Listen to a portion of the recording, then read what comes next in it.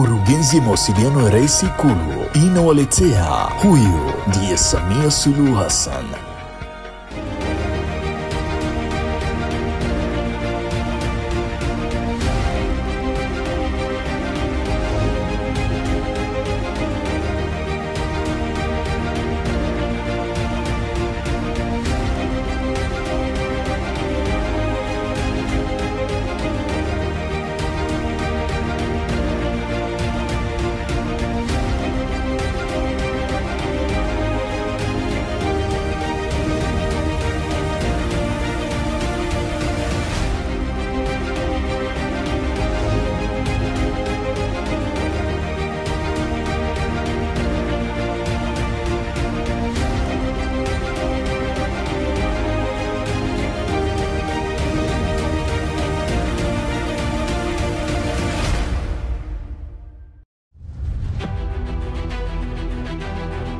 Ni siku ya tatu ya ziara ya Rais wa Jamhuri ya Muungano wa Tanzania Mheshimiwa Dr. Samia Suluhu Hassan mkoani Mwanza. Lakini kulikuwa na ulinzi mwingine ambao ni dawa. Hizi dawa ziliwekwa kwenye pembe za wanyama mbalimbali kwa ajili ya kulinda familia. Baada ya uzinduzi wa daraja la kihistoria la JPM Magufuli tarehe 19 mwezi wa 6 mwaka huu 2025, pamoja na uzinduzi wa mradi wa maji Butimba tarehe 20 mwezi wa 6 mwaka 2025, hapa ni tamasha la kiutamaduni la Bulabo. Tumkaribishe Chifu Hangaya Dr. Samia Suluhu Hassan. Kituo hiki cha Bujora kilianzishwa na wamishonari wa kanisa Katoliki mwaka 1950 na kuzinduliwa rasmi mwaka 1972 na baba wa taifa Mwalimu Julius Kambarage Nyerere, ili kuhifadhi utamaduni wa kabila la Wasukuma, ikiwa ni hatua muhimu ya kulinda na kuhifadhi utamaduni wetu.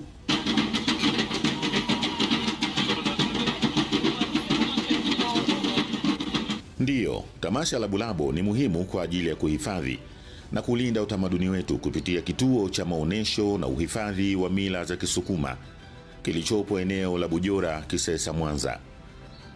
Tamasha hili ni muhimu kwa ustawi wa jamii, likiwa ni jukwaa muhimu la kuelimisha na kurithisha utamaduni, mila na desturi zinazofaa kwa Watanzania. Wengine wamekumbwa na desturi za nchi za nje. Sasa ujumbe wangu kwa vijana, hivi tunavyokutana hivi sisi Wasukuma, inatakiwa waangalie, waone jinsi Wasukuma tunavyoenda, wasiige hizo tamaduni za watu wengine ambazo hazieleweki. Inatakiwa wafuate mila za Kisukuma ambazo zinaeleweka. Zinaturudisha sisi pia vijana katika maadili mema. Ningependekeza kwa serikali tamaduni hizi zifanyike mara kwa mara ili vijana tuweze kujijenga katika maadili yaliyo sahihi. Kulingana na utamaduni na teknolojia sasa hivi imekuwa kubwa. Kwa hiyo tumejikuta vijana tunajiingiza kwenye mambo ambayo yasiyofaa ya kuiga. Kwa hiyo ningependekeza kwa Samia Suluhu alifanya jambo hili liwe la mara kwa mara ili tuweze kujifunza vizuri, tujifunze mengine mengi katika jamii yetu. Kwa kuthamini utamaduni wa Tanzania, mila na desturi zinazowafaa wa Tanzania, Rais wa Jamhuri ya Muungano wa Tanzania Mheshimiwa Dr. Samia Suluhu Hassan alisimikwa kuwa chifu mkuu. Na hapo ndipo tulipompata Chifu Hangaya mwaka 2021. Chifu Hangaya maana yake ni nyota angavu ya asubuhi yenye matumaini. Ama kwa hakika Mheshimiwa Rais Samia ni nyota inayoiangazia Tanzania kupitia utekelezaji wa miradi mbalimbali ya kimkakati. Nyota yake inang'aa katika umahiri wake wa kuliongoza taifa la Tanzania kupitia falsafa ya kazi iendelee, falsafa ya R4 na falsafa ya kazi na utu. Rais Dr. Samia Suluhu Hassan ni tumaini la Watanzania. Mimi ndio niliyemvisha Rais wa Jamhuri ya Muungano wa Tanzania Samia Suluhu, ndiye niliyemvisha nguo za kimila za kichifu na kutoa baraka. Mimi nampa pongezi kwa sababu amekubali na kuupokea uchifu, na tukampa uchifu mkuu Tanzania tukiwa na machifu wenzangu wote. Kwa hiyo ujumbe wangu tumemsimika, na mimi unayenihoji ndiye niliyemfunga nguo za kichifu au za kitembe. Mheshimiwa, nilivyovaa ndivyo nilivyokuwa nilimfunga, pamoja na shanga nilimwekea, naona nilimvisha shingoni, pia tukamfunga ngozi ya chui, tukampa ishara ya ushujaa, mkuki, na Kisukuma naita lunguda, Kiswahili kidogo imenitoka, naweza kaita ngao. Naona kwa hiyo ujumbe sisi tunampongeza na anaendelea, anatupenda machifu kwa sababu anajua utamaduni, anajua mila na desturi maana yake ni nini. Kwa hiyo mimi nampongeza Mheshimiwa Rais Chifu Mkuu Hangaya, na kila mwaka tunakutana katika eneo hili la Bujola kwa ajili ya kuenzi na kuendeleza mila na tamaduni za Mwafrika kwa kabila la Kisukuma, lakini pia tunajumlisha makabila yote. Ni muhimu kwa Watanzania kudumisha mila na desturi ili kuendeleza historia ya Tanzania na tamaduni zake, hususan katika nyakati hizi ambazo dunia imekumbwa na changamoto ya utandawazi. Tanzania ukienda mahali popote, utamaduni wa hii nchi, Tanzania yoyote unapokuwa mahali popote Tanzania, unajisikia unakuwa huko nyumbani, unakuwa huko uhuru, unakuwa na furaha, unakutana na watu ambao wana upendo wao kwa wao. Kwa hiyo Tanzania ni nchi ya kuigwa kwa utamaduni tu huu wa upendo ambao sisi wa Tanzania tuna kuliko karibu nchi. Hata ukiangalia mataifa mengine hata ukitoka katika nchi zingine ukienda nchi za jirani, utakutana na vitu ambavyo vina masharti. Watu wana ukabila, watu hawana undugu, watu hana upendo. Lakini Tanzania ukienda mahali popote, kwanza mila zake ni kama vile tumerithishwa kitu ambacho ni tunu kwetu Tanzania. Tamasha hili linatukumbusha utamaduni wa zamani, mila yetu na maisha yetu ya babu zetu, kwa sababu yalikuwa yamepotea. Kwa hiyo tunafurahia sana utamaduni huu na kutambua sisi machifu kama viongozi wa zamani. Ni washauri tu waangalie mila za zamani, kwa sababu sisi ndio waasisi wa nchi hii. Nchi yote ikipoteza utamaduni inakuwa sio taifa zuri. Tukumbuke asili zetu na tulikotoka. Mkataa kwao ni mtumwa. Kwa hiyo tuenzi vya kwetu. Vya kwetu ni vizuri na vya kale pia ni dhahabu. Tusivipuuze. Tamaduni za kigeni zipo za kuiga, lakini zipo ambazo sio za kuiga. Zinatupotezea mila zetu na desturi zetu na maadili yetu kwa ujumla. Na hapa unaweza kushuhudia sehemu ndogo tu ya urithi wa utamaduni wetu.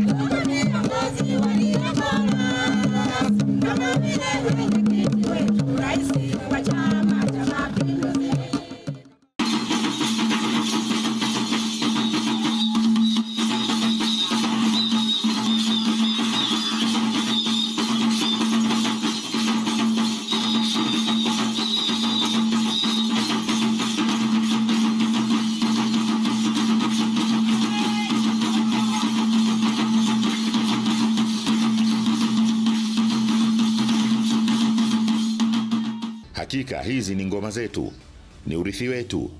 Hivi unazifahamu ngoma zetu wewe? Unafahamu Lizombe, Madogoli, Mganda na Mdundiko? Je, unafahamu kuwa tuna Mbasa, Ngokwe, Njuga, Sindimba, Msewe na Bugobogobo? Na je, wafahamu pia tuna Litungu, Kibati, Mkurungu, Baikoko, Lingu Njuma, Msolopa, Denga, Mbina na Kinyamkera? Hapa nimekudondolea chache tu, na huu ndio urithi wa ngoma za Tanzania.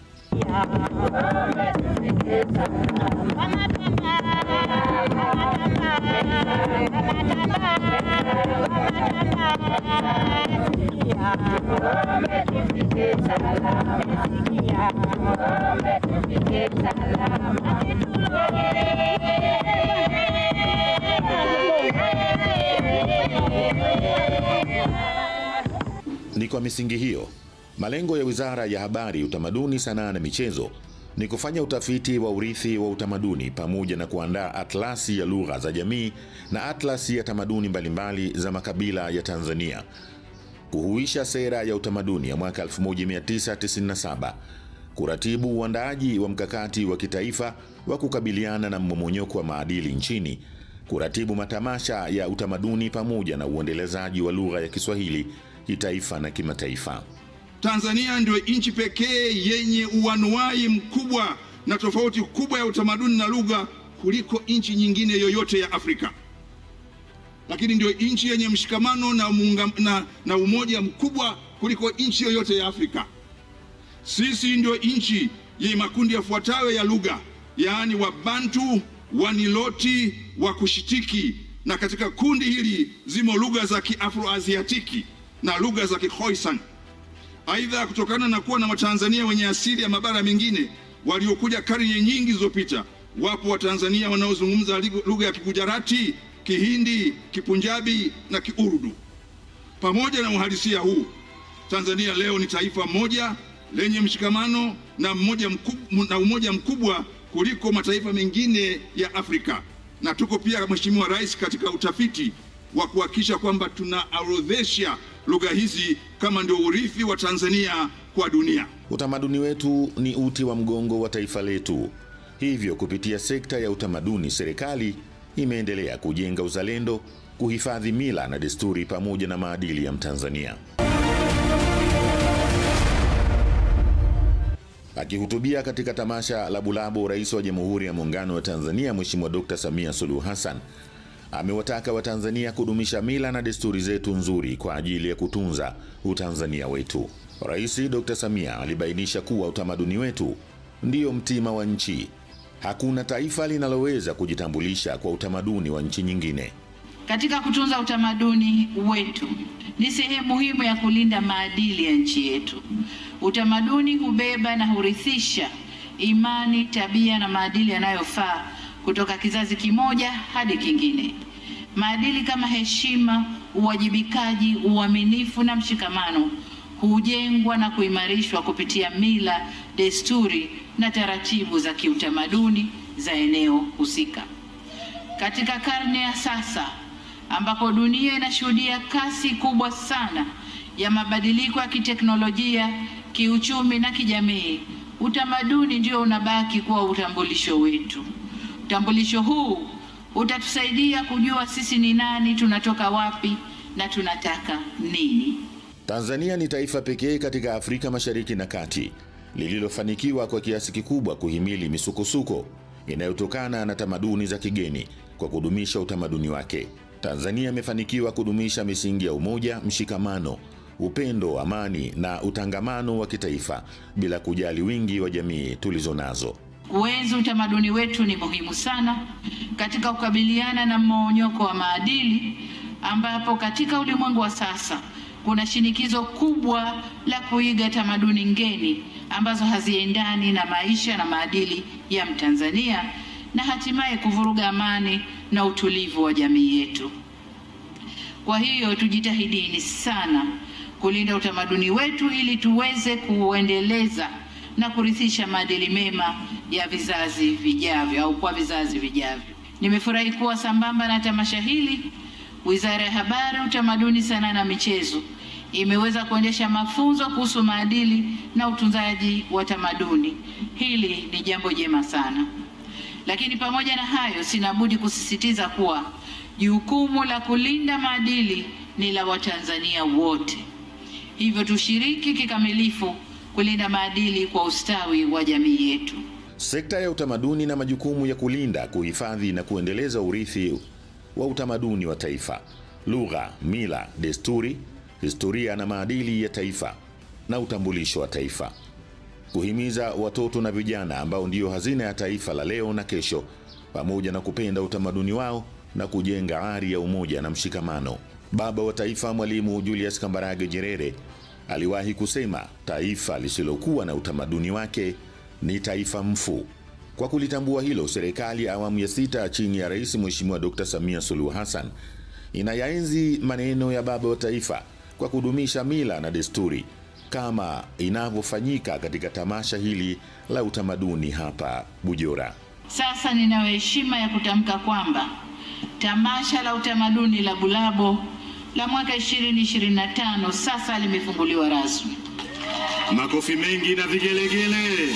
Na huyu ndiye Samia Suluhu Hassan, mdau wa utamaduni wa Tanzania, mdau wa Kiswahili, mtu anayedumisha mila desturi na utamaduni wa Mtanzania unaojali kazi na utu. Kazi iendelee.